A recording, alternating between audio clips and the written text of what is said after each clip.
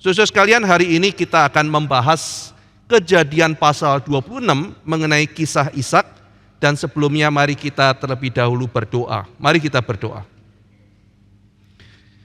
Bapa dalam surga, kami ingin membaca, merenungkan dari firman-Mu. Biarlah Roh Kudus yang mewahyukan firman bekerja di tengah-tengah kami, menuntun kami yang tidak mampu ini, sehingga dimampukan melihat kebenaran. Karena Roh Kudus adalah roh kebenaran yang akan menuntun kami untuk masuk ke dalam kebenaran, untuk boleh meninggikan Kristus di tengah-tengah kami. Tolong kami ini ya Tuhan untuk memahami firman-Mu, bersuka cita atas firman, menerima teguran Tuhan, menerima penghiburan Tuhan, dan boleh menjadi pelaku firman-Mu. Dalam nama Tuhan Yesus Kristus kami berdoa. Amin. Saudara, mari kita membaca Kejadian pasal 25 ayat 11. Kita akan mulai dari Kejadian pasal 25 ayat 11. Nanti kita akan mempelajari Kejadian pasal 26.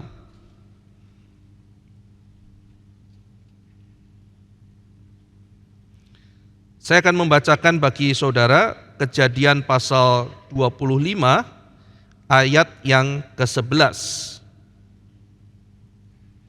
Setelah Abraham mati, Allah memberkati Ishak anaknya itu. Dan Ishak diam dekat sumur Lahai Roi. Jadi ini mencatat di mana Ishak tinggal.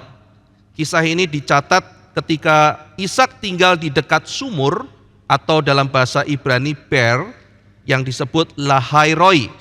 Sumur Lahai Roi atau Ber Lahai Roi. Nah, sumur Lahai Roi adalah tempat di mana malaikat Tuhan menjumpai Hagar. Jadi Tuhan yang penuh dengan belas kasihan bukan hanya memberkati Ishak, tetapi dia juga memberkati Hagar. Sehingga dia menampakkan dirinya kepada Hagar dan memberkati sehingga dia tidak mati tetapi beroleh kekuatan. Nah, Hagar menamakan tempat itu sebagai Lahai Roi karena ia mengatakan ia melihat Tuhan yang melihat dia. Tuhan bukan Tuhan yang tinggal diam. Tuhan adalah Tuhan yang melihat kita, maka dinamakan Lahai Roi. Kejadian 16 ayat 13 saya bacakan. Kemudian Hagar menamakan Tuhan yang telah berfirman kepadanya itu dengan sebutan, Engkaulah El Roi, sebab katanya, bukankah di sini kulihat dia yang telah melihat aku. Sebab itu sumur tadi disebutkan orang sumur Lahai Roi, letaknya antara Kades dan Beret. Nah, jadi kisah Ishak dimulai dari sumur Lahai Roi. Nanti kita akan melihat di dalam pasal 26, Ishak itu berjalan dari sumur Lahai Roi menuju sumur-sumur yang lain. Jadi pasal 26 nanti kita melihat perjalanan Ishak itu dibingkai dengan sumur. Nah, kita akan mempelajari nanti apa sebetulnya makna sumur di dalam perjalanan Ishak. Karena saudara-saudara sekalian, Alkitab itu singkat, maka ketika para penulis menuliskan, itu ada pengertian tertentu yang mau disampaikan. Nah saudara, saya ambil contoh misalnya ya, kita lihat keindahan narasi sumur, ya kan? Nah kalau kita melihat dalam kitab Musa, dalam Pentateuch, dalam 5 kitab Musa, itu ada beberapa kisah yang dilatar belakangi sumur. Sumur di padang gurun itu adalah sumber vital bagi kehidupan, saudara. Mereka itu membutuhkan air untuk hidup mereka dan hidup hewan-hewan mereka. Maka sumur itu adalah harta yang berharga bagi satu komunitas di padang gurun. Nah, dalam kitab Musa kita jumpai misalnya ada 3 kisah sumur yang punya pola yang sama. Ya, jadi saya akan jelaskan satu pola sumur yang berbeda dengan sumur Ishak. Tapi kita bisa memperhatikan, oh ternyata narasi sumur itu bukan cuma cerita ada sumur di situ, bukan hanya masalah geografis, saudara. 3 cerita sumur yang sama ini temanya adalah percintaan, kasih sayang, saudara. Saudara, kalau saat ini orang mau cari pacar, mau kencan misalnya ya, dia pergi ke restoran. Orang kalau mau pacaran pergi ke kafe, orang pacaran pergi ke taman. Orang pacaran pergi ke taman rekreasi. Tapi di zaman bapak leluhur, orang ketemu pasangan biasanya di sumur. Ya. Jadi saudara sekalian, kita melihat ada pola yang sama, sumur sebagai tempat perjumpaan sosial. 3 kisah percintaan yang dicatat Musa adalah yang pertama, kisah bujangnya Abraham waktu cari pasangan buat Ishak. Dia berhenti di sumur, ketemu Ribka. Ya kan? Lalu akhirnya Ribka menikah dengan Ishak. Yang kedua, Yakub. Di mana tempat Yakub ketemu dengan Rahel? Ketemu ketika di pinggir sumur. Yang ketiga, bagaimana Musa ketemu dengan pasangannya yaitu Sipora di tepi sumur. Maka bagi yang jomblo, pergilah ke sumur. Ya bukan begitu saudara ya. Pergilah ke gereja, pergilah ke komisi pemuda, ikut itu tadi sport day gitu ya.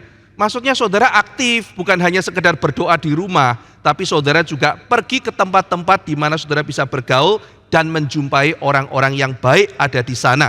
Nah, jadi mereka pergi ke sumur lalu menemukan pasangan di situ. Saudara memperhatikan ada pola yang berulang yang bisa dikenali di kisah 3 sumur itu. Polanya demikian saudara. Pertama, tokoh yang dicatat di kitab suci pergi ke sumur lalu berjumpa dengan pasangan. Ya kan? Jadi bujang Abraham ketemu Ribka, Yakub ketemu Rahel, Musa ketemu Sipora. Ini yang pertama. Yang kedua, terjadi interaksi, mulai ngobrol saudara. Bujang Abraham berbincang dengan Ribka, Yakub mulai naksir dan ngobrol sama Rahel, lalu Musa menolong Sipora ya, melawan para preman-preman gembala yang mengganggu Sipora gitu ya. Jadi ada interaksi. Yang ketiga saudara, wanita ini kemudian pulang menceritakan kepada keluarganya apa yang terjadi. Ya, dia cerita itu loh ada satu bujang mendekati aku, lalu itu loh ada satu pria yang menolong aku dan sebagainya. Misalnya Ribka pulang menjumpai Laban dan ibunya, Rahel pulang menjumpai ayahnya yaitu Laban, Sipora pulang menceritakan kepada ayahnya mengenai Rehuel atau Yitro. Yang keempat saudara, sang pria itu diundang ke rumah. Yuk datang yuk, ya bujang Abraham diundang mampir. Lalu kemudian Yakub diundang mampir. Lalu Musa diundang mampir. Mampir dan menginap. Dan yang kelima, terjadi pernikahan. Nah, ini adalah genre narasi sumur dalam kitab Musa. Jadi ketika para pembaca kitab suci mengetahui, oh cerita sumur ya kan, oh ini ada perjumpaan, ada interaksi, diundang yang perempuan cerita, diundang nginep, endingnya pernikahan. Karena ini adalah genre saudara. Ini kisah cinta, kisah romantis, kayak gini saudara. Kalau saudara nonton ada film pakai topi bundar-bundar bawa pistol naik kuda, itu genre-nya film koboi. Kita langsung bisa tebak saudara, ini pasti koboi jago tembak, Tombstone, jagoan di Tombstone, kota Tombstone ya, Billy the Kid dan sebagainya. Tapi kalau saudara lihat ada monster besar keluar, lalu kemudian menembakkan atomic breath, ini science fiction, Godzilla. Jadi ketika saudara nonton film Godzilla, ada monster lain, Morta dan sebagainya. Saudara sudah nggak heran, ya namanya science fiction. Iya kan? Ketika saudara lihat film adventure, misalnya Indiana Jones, oh ya ini pasti ada petualangan campur science fiction, ada sedikit kelihatan ilmiahnya dan sebagainya, tapi ya memang nggak masuk akal ya nggak apa-apa, karena ini science fiction. Nah kalau saudara nonton film percintaan, drama percintaan, ya akan seperti itu. Ya memang ada puisi, lebay dan sebagainya, saudara sudah terbiasa itu. Kalau film Godzilla ada ubur-ubur ikan lele, saudara bingung gitu ya. Kamu cantik sekali gitu kan ya. Loh kok film Godzilla ada rayuan gitu. Cocoknya apa? Ada apa dengan cinta? Cocok kan? Saudara kalau nonton film romantis, bayangkan ya. Si Rangga duduk berdua sama cinta, lalu muncul soundtracknya. Ada apa dengan cinta? Wah, saudara bisa tebak. Wah, ini pasti baca puisi nih, gitu kan ya? Tiba-tiba ada gempa bumi. Terus cinta bilang, Rangga, apa yang terjadi Rangga? Oh cinta, ada gempa, kita harus segera keluar. Mereka keluar dan menengadah ke langit. Tiba-tiba sesuatu terjadi. Tereret, tereret, tereret, tereret, tereret. Godzilla muncul. Wah, dan dia menembakkan atomic breath. Matikah mereka? Tidak. Di kejauhan terdengar suara. Diselamatkan Indiana Jones. Gitu. Saudara nonton ini film apa gitu kan ya? Kacau gitu. Jadi kalau lihat genre, saudara bisa tahu ini pasti kejadiannya akan seperti ini. Saudara bisa tebak. Nah, jadi sekarang kita kembali ya. Sumur itu genre-nya adalah romantik. Sekarang kita lihat saudara. Ketika pembaca PL membaca Yohanes pasal 4. Kisah Tuhan Yesus dengan perempuan Samaria saudara. Tuhan Yesus sedang pergi ke sebuah sumur di daerah Sikar yang diyakini Sikem. Itu adalah sumur Yakub lagi. Nah, Yakub kan ketemu Rahel di situ. Sumur Yakub. Pembaca membayangkan apa saudara? Oh, ini kisah romantis bukan? Dan di dalam Yohanes pasal 3 ayat 28 dan 29, Yohanes Pembaptis pernah mengatakan begini saudara. Saya bacakan. Yohanes pasal 3, 28, 29. Kamu sendiri dapat memberi kesaksian bahwa aku telah berkata, aku bukan Mesias. Tapi aku diutus untuk mendahuluinya. Yang empunya mempelai perempuan ialah mempelai laki-laki. Tetapi sahabat mempelai laki-laki yang berdiri dekat dia dan yang mendengarkannya sangat bersuka cita mendengar suara mempelai laki-laki itu. Itulah sukacitaku dan sekarang sukacitaku itu penuh. Alegori pernikahan.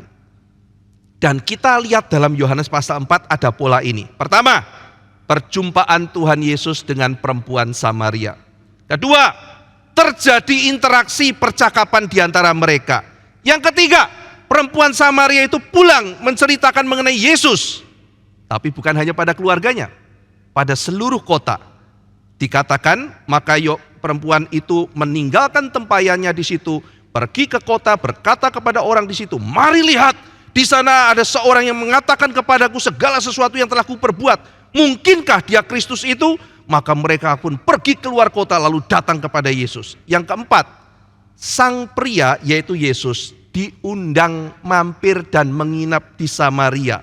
Ketika orang-orang Samaria itu sampai kepada Yesus, mereka meminta kepadanya supaya ia tinggal pada mereka. Dan ia pun tinggal di situ 2 hari lamanya. Selanjutnya yang kelima, apa saudara? Pernikahan. Dan pernikahan apa yang terjadi saudara? Bukan pernikahan Tuhan Yesus dengan perempuan Samaria itu. Tetapi ini menggambarkan sesuatu peristiwa rohani. Bagaimana kita orang-orang berdosa akhirnya dipersatukan dengan Kristus. Ayat 42. Dan mereka berkata kepada perempuan itu, kami percaya. Tetapi bukan lagi karena apa yang kau katakan. Sebab kami sendiri telah mendengar dia. Dan kami tahu bahwa dialah benar-benar juru selamat dunia. Narasi sumur saudara. Sampai kepada Yohanes pasal 4. Dan di situ Yesus mengatakan, ini loh sebetulnya yang mau dikatakan narasi sumur. Bukan sekedar pernikahan jasmani. Tetapi bagaimana manusia melalui Kristus dipersatukan dengan Tuhan. Bukan sekedar pernikahan literal, tetapi pembaharuan relasi Tuhan dan manusia. Nah saudara, mari kita melihat, oke, itu keindahan narasi sumur dalam Pentateus. Nah kalau dalam pasal 26 kitab Kejadian, narasi sumurnya Ishak ini bicara apa ya? Nah kita akan teliti saudara hari ini. Mari kita membaca terlebih dahulu pasal 26 ayat 1 dan 2. Bagaimana kisah ini bermula. Satu-satunya bagian yang mencatat dengan detail kisah Ishak ya saudara. Ada yang ditulis panjang, ada yang ditulis pendek. Abraham pasalnya panjang, Yakub anaknya panjang, Ishak cuma sedikit. Kisah hidup kita juga begitu saudara. Ada kita yang panjang ceritanya, ada yang pendek, tetapi yang penting adalah dipakai oleh Tuhan. Tuhan bisa pakai semua orang. Saya akan bacakan pasal 26. Maka timbullah kelaparan di negeri itu. Ini bukan kelaparan yang pertama yang telah terjadi pada zaman Abraham. Sebab itu Ishak pergi ke Gerar kepada Abimelekh raja orang Filistin. Lalu Tuhan menampakkan diri kepadanya serta berfirman, janganlah pergi ke Mesir, diamlah di negeri yang akan kukatakan kepadamu. Nah saudara, pasal 26 ini menunjukkan kesamaan antara Ishak dan Abraham. Itu poin utamanya. Ishak sama dengan Abraham. Ishak punya tantangan yang sama. Maka saudara melihat, loh ini kok kayak mirip Abraham ya. Penulis kitab yaitu Musa mau apa sebetulnya? Tantangannya sama, misalnya menghadapi kelaparan. Abraham kelaparan pergi ke Mesir, Abraham kelaparan pergi ke Filistin. Sekarang Ishak juga kelaparan, tantangannya sama. Lalu kemudian dicatat kelemahannya Ishak juga sama dengan Abraham. Abraham bohong, istrinya disebut saudara. Ishak juga punya kelemahan yang sama. Nah, saudara sekalian, tetapi kitab ini juga bagian ini mencatat Ishak memiliki janji Tuhan yang sama dengan Abraham. Memiliki respon atau cara bersikap yang sama seperti Abraham. Maka pasal ini mau mengatakan bahwa perjanjian Tuhan dengan Abraham tidak berhenti saat Abraham mati. Tetapi Tuhan dengan kuasanya yang besar meneruskan pekerjaannya. Janji Abraham sekarang diwarisi oleh Ishak dan akan diwarisi oleh keturunannya. Jadi pasal ini menunjukkan bahwa Tuhan mengkonfirmasi sebagaimana ia menyertai Abraham, dia melanjutkan pekerjaannya dan Tuhan menyertai Ishak. Saudara, kisah ini dibuka dengan kelaparan yang terjadi di ayat yang pertama. Abraham bergumul dengan kelaparan, Ishak juga bergumul dengan kelaparan. Dalam pasal 12 kitab Kejadian setelah memperkenalkan Abraham, kisah Abraham dibuka dengan kelaparan yang hebat. Kelaparan yang hebat. Meskipun Abraham punya janji Tuhan, meskipun Abraham ada di tanah perjanjian, tapi Abraham bisa kelaparan. Saudara sekalian, maka orang beriman bukan berarti bebas dari kesulitan. Orang beriman bukan artinya tidak ada ujian. Yohanes Calvin mengatakan dalam tafsirannya dalam bagian ini, Tuhan memberikan ujian yang berat bagi para leluhur kita, sehingga kita tidak menjadi pengecut dalam pencobaan. Demikian kata Calvin. Keadaan bisa berubah, namun yang tidak berubah adalah kesetiaan Tuhan. Nah, saudara sekalian, dalam kondisi kelaparan, tempat tujuan yang paling masuk akal adalah Mesir.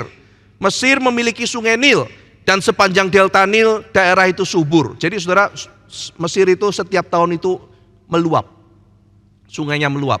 Lalu kemudian setelah meluap, dia kemudian menyusut lagi. Waktu menyusut meninggalkan semacam tanah bekas lumpur sungai yang pergi ke darat. Itu membuat tanah menjadi subur. Nah, itu dalam legenda orang Mesir dipercaya setiap tahun itu Osiris dibunuh oleh Dewa Set. Setelah dibunuh, Isisnya nangis, saudara. Isisnya nangis, nangis, sungainya meluap gitu. Sungainya meluap, terus kemudian Osirisnya dihidupkan lagi. Isisnya berhenti nangis, surut lagi.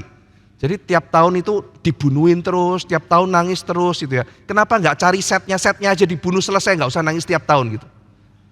Ya, tapi itu adalah penjelasan mitologis. Nantinya seorang filsuf, kalau saya nggak salah ingat, Thales, yang pergi ke Mesir, lalu menjelaskan, ini bukan masalah dewa-dewa, ini bisa dijelaskan secara alam. Bagaimana kita menjelaskan, yaitu adanya angin, adanya apa, dia menjelaskan secara fisika, bagaimana terjadinya banjir itu. Nah saudara, maka karena banjir tahunan itu, maka Nil, khususnya delta, bagian segitiga itu menjadi daerah yang sangat subur sekali. Nah waktu Abraham kelaparan, dia pergi ke Mesir.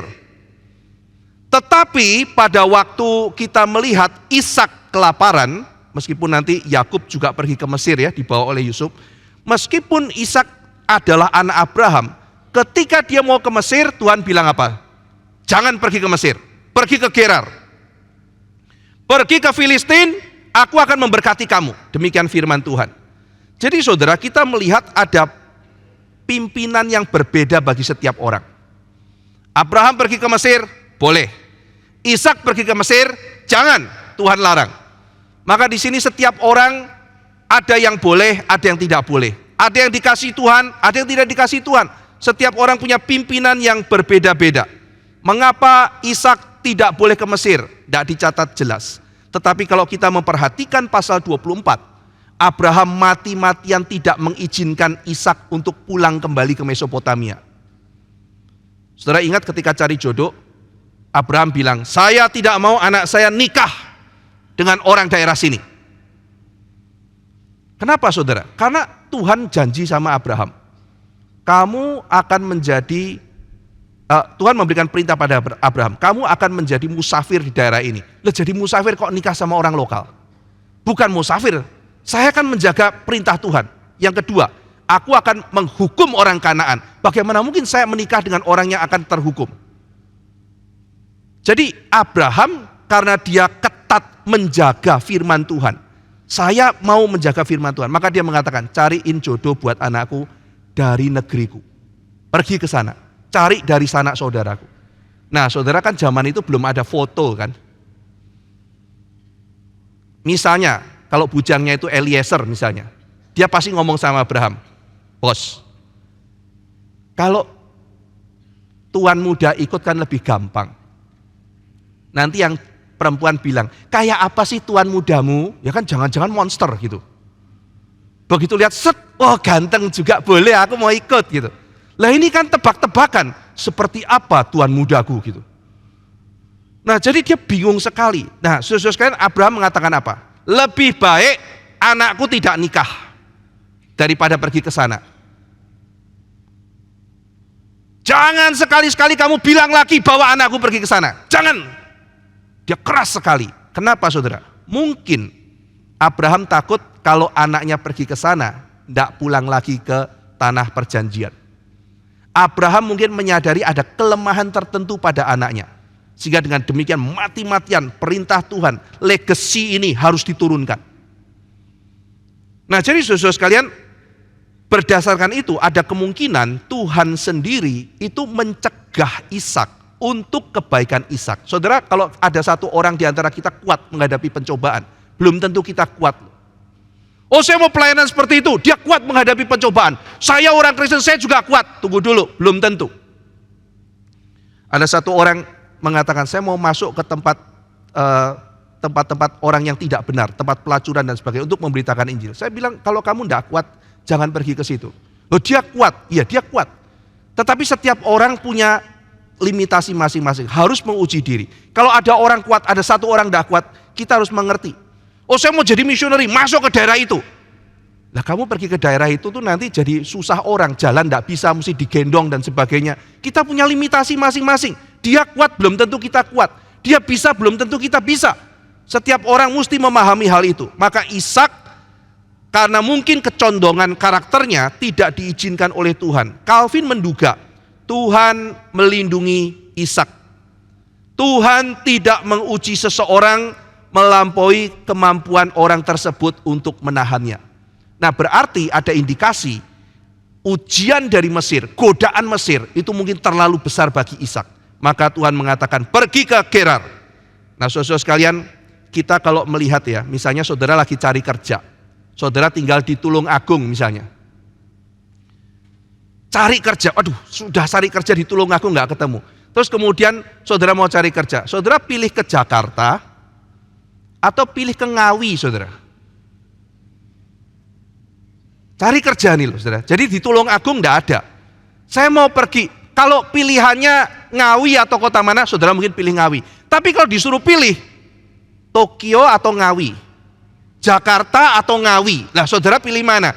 Saudara akan pilih, saya akan cari kerja di Tokyo, saya akan cari kerja di Jakarta. Itu wajar saudara.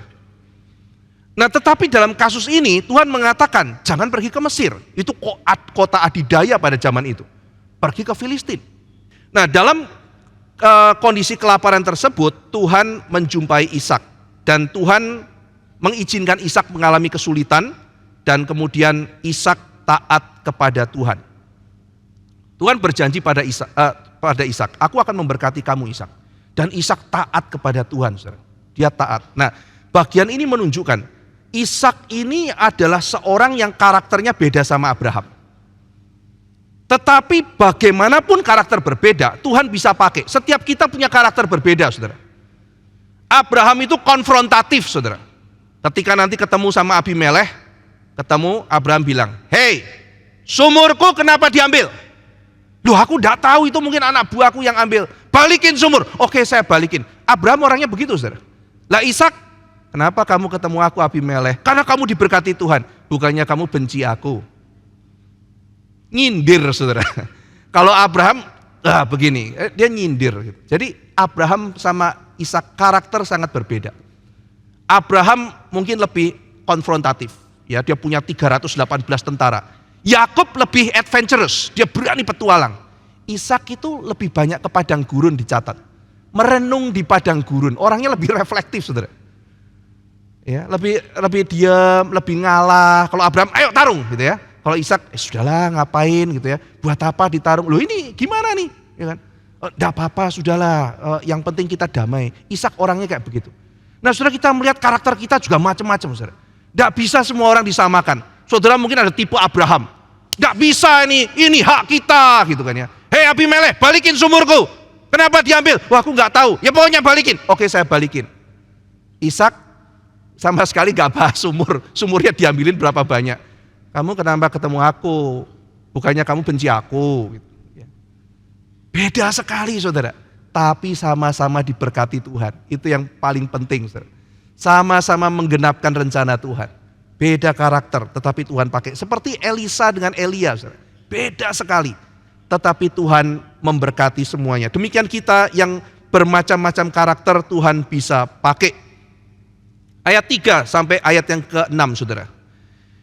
Di sini Tuhan memberikan perintah pada Ishak dan juga janji. Tinggal di negeri ini sebagai orang asing. Jadi sebagai pilgrim, ini nasihat kepada semua keturunan Abraham. Kita ini bukan pemilik dunia ini. Kita bukan orang yang tinggal, ini cuma sementara. Hiduplah seperti orang asing. Aku akan menyertai engkau, aku akan memberkati engkau. Ini janji Tuhan kepada Abraham diberikan kepada Ishak.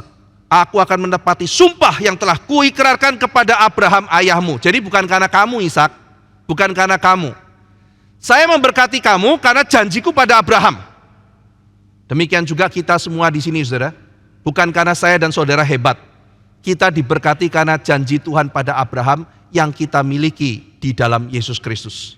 Bukan karena kita sukses, bukan karena kita hebat, tetapi karena Tuhan telah berjanji dan Tuhan setia pada janjinya. Saudara sekalian, Ishak diminta untuk menetap sementara di Gerar. Gerar artinya tempat singgah, jadi cuma sementara. Maka Tuhan meminta Abraham dan Ishak setia kepada perjanjian, memelihara perjanjian sebagai kewajiban. Ini adalah anugerah, sekaligus menuntut pertanggungjawaban. Kita diberikan anugerah cuma-cuma. Tanggung jawab kita adalah mengerjakan kekudusan, menjaga panggilan Tuhan, menjaga perjanjian itu, memegang perintah Tuhan. Dan Abraham adalah contoh bagi Ishak, contoh bagi kita semua. Ayat 7 menunjukkan kejatuhan Ishak. Ia takut, mengatakan ia istriku. Ya, lalu kemudian ayat 8, Abimelekh mengetahui bahwa ternyata Ishak sedang bercumbu dengan Ribka. Kata bercumbu itu juga mirip dengan kata tertawa. Jadi dalam bahasa Ibraninya itu Abimelekh melihat Ishak sedang Ishak. Si tertawa sedang tertawa. Jadi bercumbu dalam pengertian mungkin ada bercanda yang sangat mesra dan sebagainya. Lalu ayat 9 justru Abimelekh menegur Ishak. Kok kamu bilang itu saudaramu? Ya, karena pikirku aku mati, kata Ishak. Ayat 10. Apa yang kamu perbuat pada kami? Ini bisa mendatangkan kesalahan atas kami. Ayat 11. Abimelekh memberi perintah pada bangsa itu. Siapa yang mengganggu orang ini atau istrinya, pastilah ia akan dihukum mati. Saudara, jadi di sini kita melihat ketika seorang yang takut akan Tuhan berbuat dosa, dia tidak punya kekuatan untuk menegur orang berdosa. Malahan orang yang tidak kenal Tuhan sekarang mengajarkan moralitas kepada orang Kristen. Saudara sekalian, kita harus hidup kudus sehingga kita tidak jatuh dalam hal seperti ini. Abraham jatuh 2 kali, saudara, dicatat dalam Alkitab. Dan kalau saudara memperhatikan kitab Kejadian, itu adalah strategi. Abraham tidak menganggap itu sebagai kesalahan. Abraham menganggap itu sebagai strategi, celaka, saudara. Jadi Abraham mengatakan, dulu sebelum aku pergi meninggalkan Ur, aku sudah sepakat sama istriku. Kalau kita ketemu orang, kita akan seperti ini. Nah, dari situ terbongkar, itu adalah strategi. Dan ternyata Ishak belajar dari kesalahan papanya. Apa yang kita lakukan baik, ditiru generasi selanjutnya. Tapi kita juga harus hati-hati sebagai orang tua.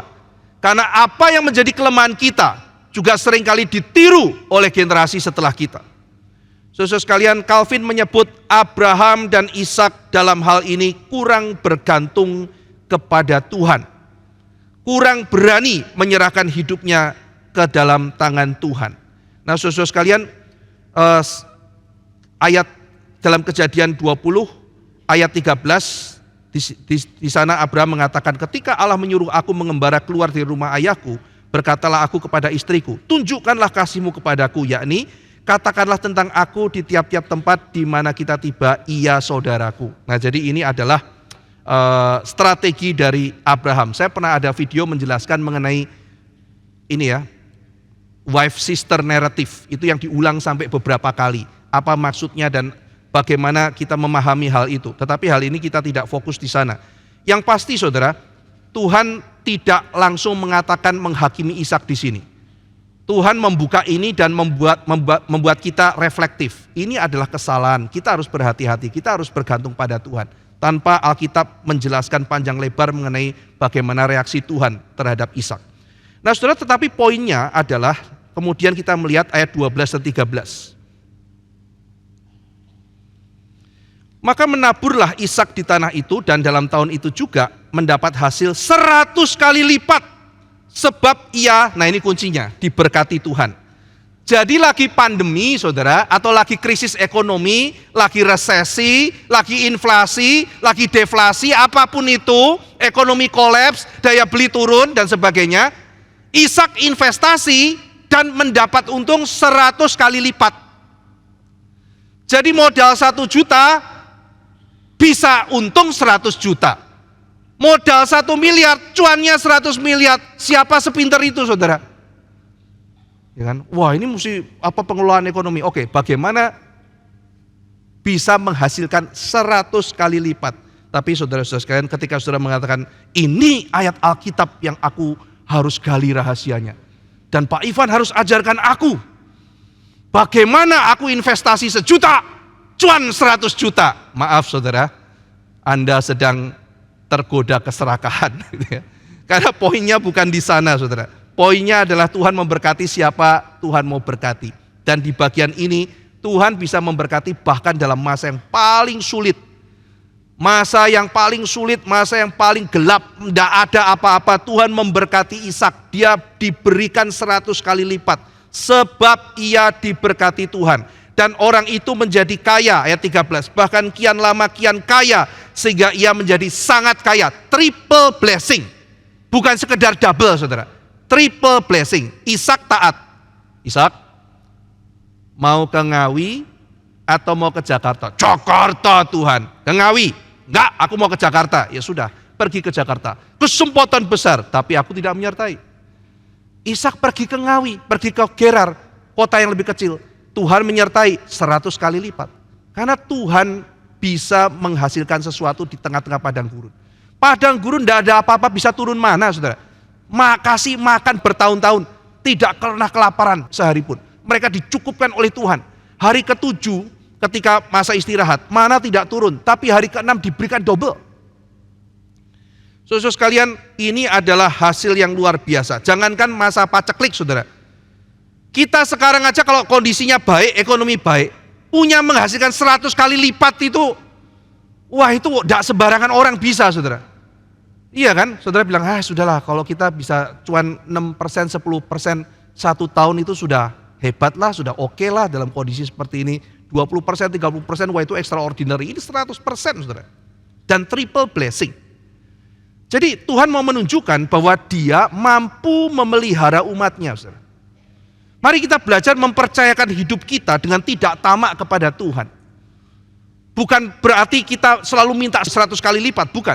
Tetapi kita minta Tuhan mencukupkan kita. Kita menyerahkan hidup kita ke tangan Tuhan yang menopang kita. Bukan sekedar usaha kita, memang kita perlu berusaha, harus berusaha. Tetapi di belakang semua itu Tuhanlah yang menyediakan bagi kita. Surah ayat 14-17. Harta yang banyak mulai menimbulkan masalah.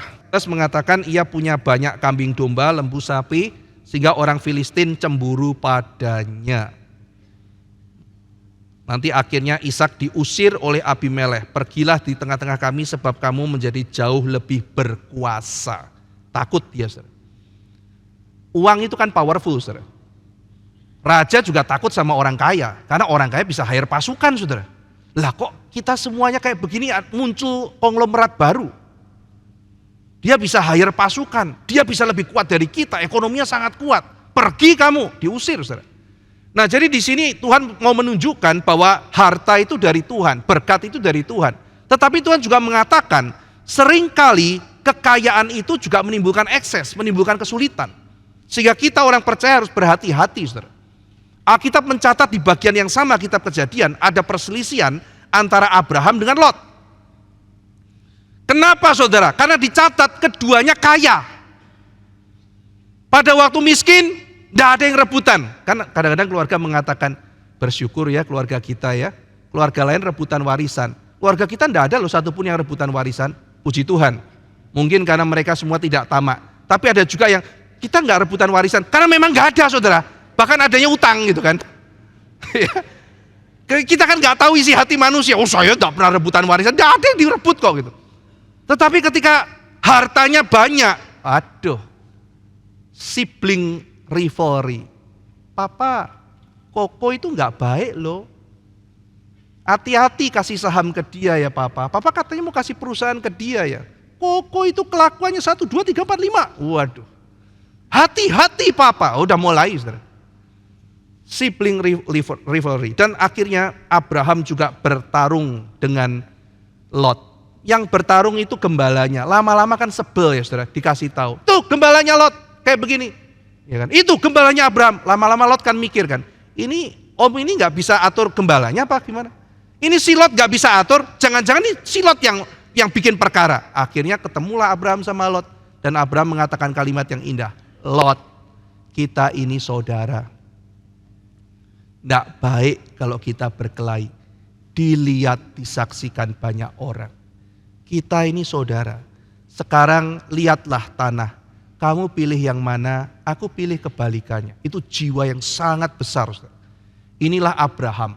Orang yang punya hospitality. Orang yang cinta damai. Orang yang mementingkan persaudaraan lebih daripada harta. Lot, kamu pilih. Kita jangan berkelahi Lot. Kita ini saudara. Saudara-saudara sekalian, kita saudara di dalam Tuhan. Mari, di dalam pelayanan, di dalam activity, pasti mungkin ada yang saling menyinggung satu dengan yang lain.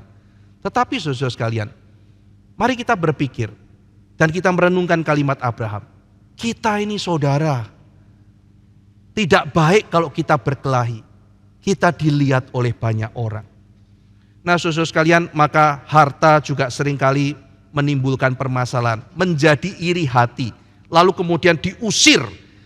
Nah saudara sekalian, raja pun bisa ketakutan dengan orang kaya. Ishak dikatakan, karena kamu sekarang powerful Ishak, kamu punya kekayaan. Saudara, Ishak orang yang diam-diam, tidak suka ribut meski punya power. Dia bisa bayar pasukan, tapi memang karakter dasarnya berbeda dengan Abraham. Di ayat 15 dikatakan, dia menggali kembali sumur Abraham. Jadi dia menggali sumur. Nah, tema sumur mulai muncul, saudara. Sumur dalam pasal 26 bicara mengenai legacy. Warisan. Abraham orang tua, kita orang tua, mewariskan panggilan Abraham, mewariskan iman, mewariskan kekayaan rohani pada anak cucu kita. Lalu Ishak menerima itu. Ishak menggali lagi dari sumur Abraham. Dia dimulai dari sumur satu tempat Gerar. Gerar itu tempat yang sepi, saudara. Menunjukkan memang karakternya dia. Dia tidak suka rame-rame, tidak suka rebutan politik. Dia suka menyendiri, merenungkan firman Tuhan. Ishak orang yang seperti itu. Nah lalu kemudian dia menggali kembali kekayaan sumur dari zaman Abraham ayahnya. Nah saudara sekalian, tetapi akhirnya apa yang dia dapatkan diambil, direbut oleh orang lain. Nah kita lihat misalnya di ayat 18 sampai 21. Ishak menggali sumur kembali, tetapi kemudian ayat 20 bertengkar. Ya kan? Jadi dia menggali diambil, ya kan? Nah, ayat 20 dia minggir, dia menggali lagi. Air ini kepunyaan kami. Ishak menamai sumur itu Esek. Ya, jadi dia menggali sumur lagi, dikerjain orang. Sumur itu dinamai Esek. Lalu kemudian dia menggali lagi, bertengkar lagi, disebut Sitna. Jadi saudara lihat ya, Alkitab menunjukkan Ishak ini orang yang ngalah, tapi dia persisten. Dia mengalah tapi tidak mau kalah, saudara. Tidak mau kalah. Rebut, sudah kamu ambil. Kita kerja lagi, kerja ngotot. Rebut lagi, ya sudah kita pergi, kerja lagi, saudara. Wah, itu luar biasa, saudara. Bayangkan punya perusahaan diambil sama orang, saudara pergi bikin lagi. Setengah mati kerja, diambil orang lagi, saudara pergi. Tidak menyerah, saudara. Mengalah tapi tidak menyerah. Kerjanya luar biasa, tidak mengasihani diri, tidak nangis-nangis. Tidak kemudian, oh sudahlah matilah aku. Tidak. Inilah karakter Ishak. Dia tidak suka fight, tetapi dia adalah seorang fighter. Tidak menyerah. Saya mengalah, tapi saya tidak mau menyerah. Saya akan terus fight. Saudara sekalian, Ishak satu kali gali ditutup, dia pergi lagi, dia gali. Dia seorang yang sangat gigih. Nah, saudara sekalian, dia berhadapan dengan oposisi dengan cara yang berbeda dengan Abraham. Mau melawan kita ya, oposisi pada kita. Sekeras apapun dia melawan. Kalau Tuhan memelihara kita, saudara dan saya tidak akan hancur, saudara. Tidak akan. Mau dibusukin namanya seperti apa? Mau difitnah seperti apa? Ada kisah Bileam kok. Bileam itu kalau zaman sekarang itu pakai buzzer gitu ya. Bileam itu kalau zaman sekarang buzzer, menjelek-jelekan nama kita dan sebagainya. Kalau Tuhan mau pelihara kita, saudara, tidak akan jatuh.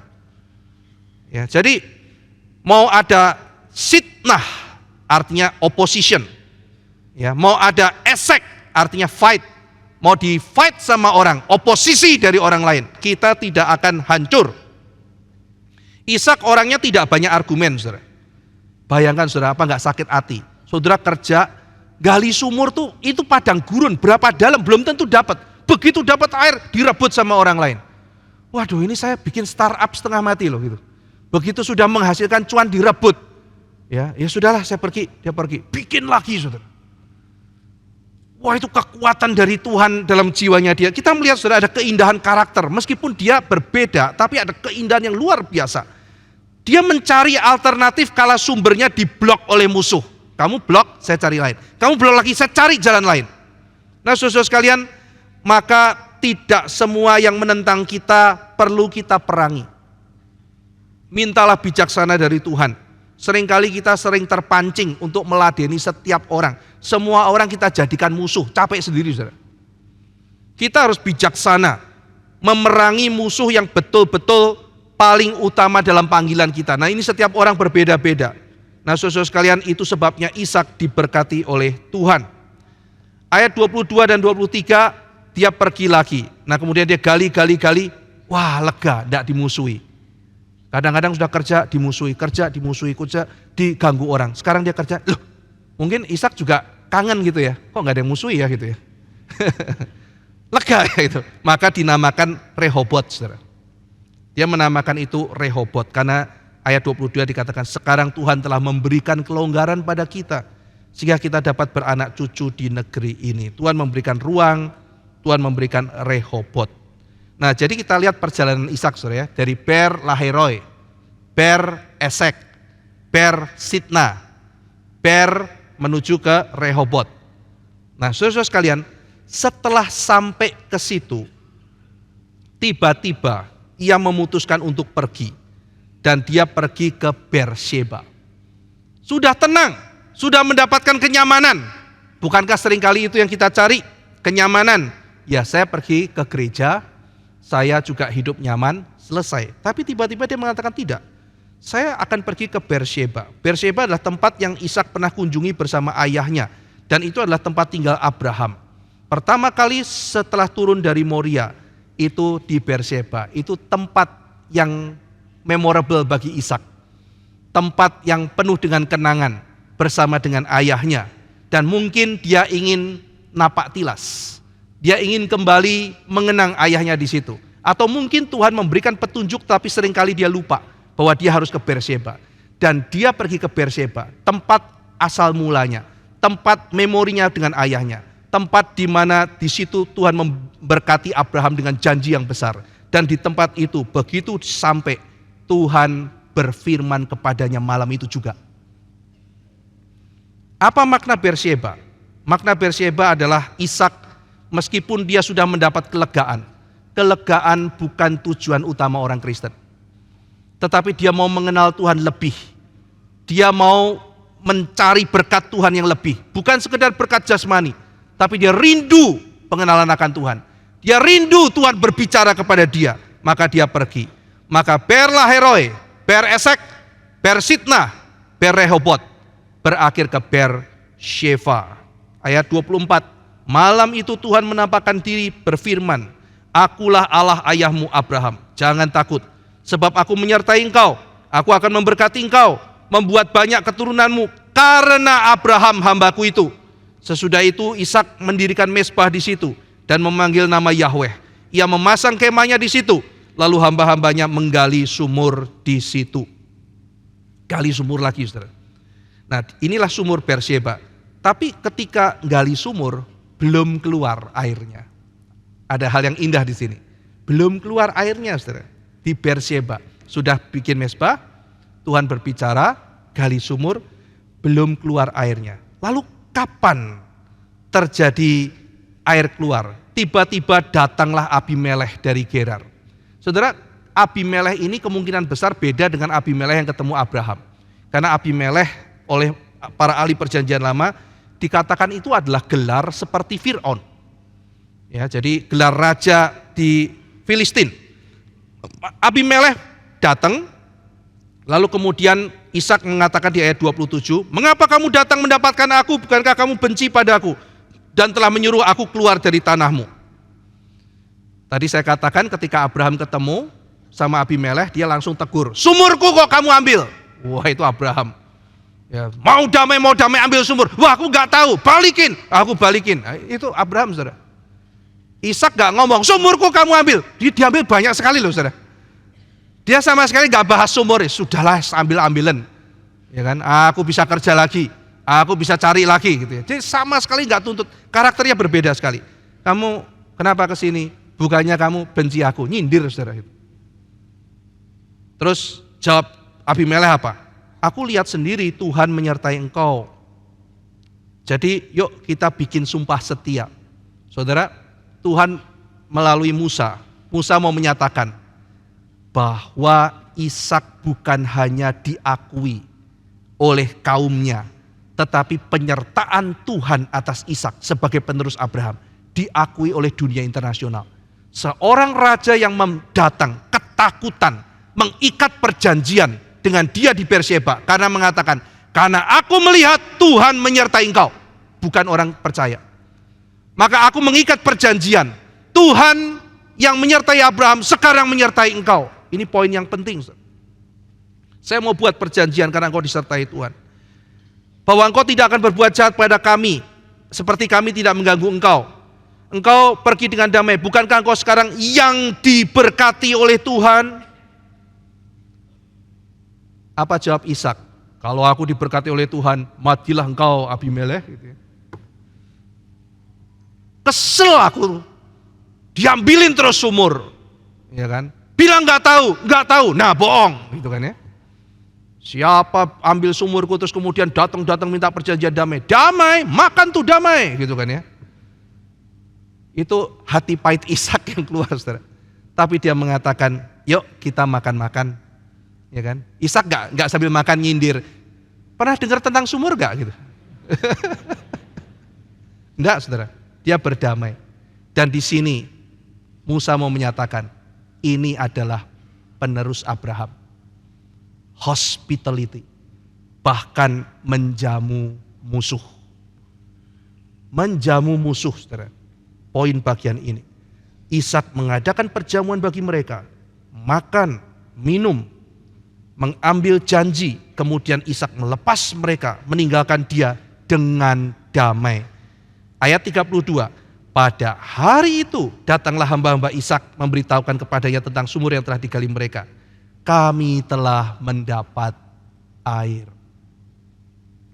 Saudara-saudara sekalian, bukankah relasi yang dipulihkan itu indah? Mari saudara-saudara kita melihat hidup kita masing-masing. Mungkin ada Abimelech yang belum kita ampuni, saudara. Sumurku diambil, Pak. Iya. Pahitnya itu loh. Marahnya itu tidak adil.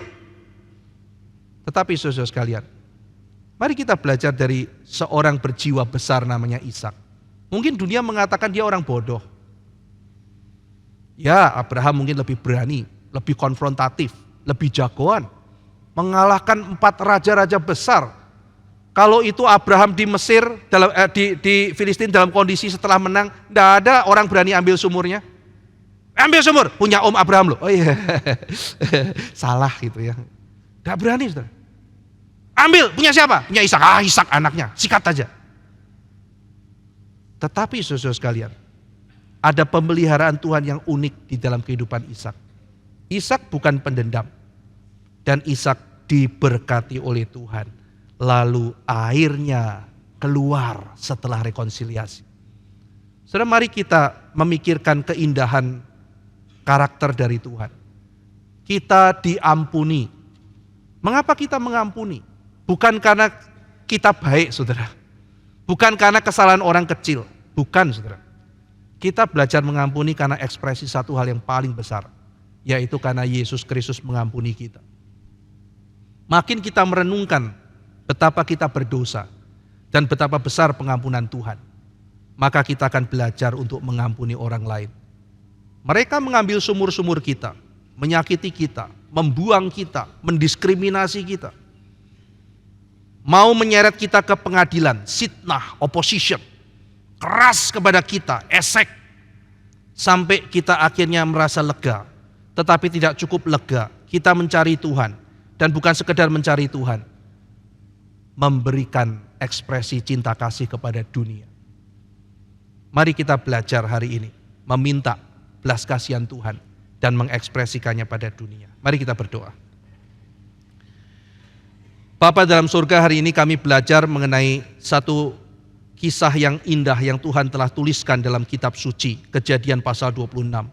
Seorang karakter yang mungkin kurang superior dibandingkan dengan Abraham, kurang adventurous seperti Yakub, kurang dinamika, hidupnya mungkin tidak terlalu wah, tetapi sungguh sangat diberkati oleh Tuhan. Tolong kami belajar ya Tuhan, untuk mengampuni sebagaimana Yesus Kristus telah mengampuni kami.